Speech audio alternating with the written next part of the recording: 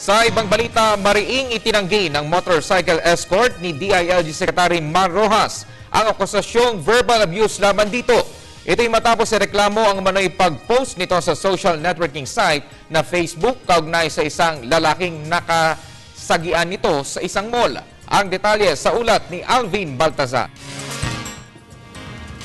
Lumutang at nagbigay na ng kanyang pahayag ang motorcycle escort ni DILG Secretary Mar Rojas na una ng inakusahan sa social network na Facebook patungkol sa umano'y panghihiyan nito sa isang lalaking nakasakian sa isang shopping mall nitong nagdaang Hunyo.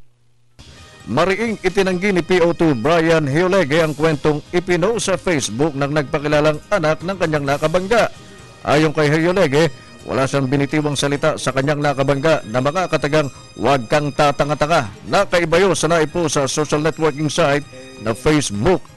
Ganun pa man, buong pagpapakumbabang humingi ng paumanhin si Hiolege sa kung sino man ang nakasagian nito upang huwag na rin namang makaladkad ang imahe ng pambansang pulisya sa kabuuan. Nag-adressan ko siya na, "Sir, tingnan niyo yung dinadaanan niyo. Makadisgrasya kayo." So hindi niyo talaga sinabi na huwag kang tatanga-tanga? Hindi po, sir, kasi yung presence pa lang po natin na naka-uniform, nasa mall, medyo nag-iingat na po tayo.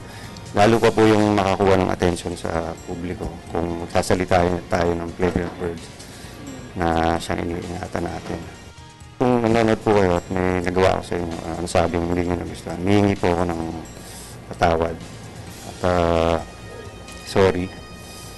At wag naman po sana ganun ang trato natin sa buong kapulisan dahil bibinuyan po ang aming hanay. Nakiusap din ang pamuna ng Highway Patrol Group sa sinumang nag-post ng larawan ni Hiolege na isa formal ang paghahain ng reklamo sa kanilang tanggapan. 10 araw ayon sa HPG ang ibibigay nilang panahon para formal na maisampa ang reklamo sa kanilang tanggapan at kung hindi tuluyan na nilang ititigil ang investigasyon kay Hiolege at ituturing nilang biktima ang kanilang kabaro ng cyberbullying.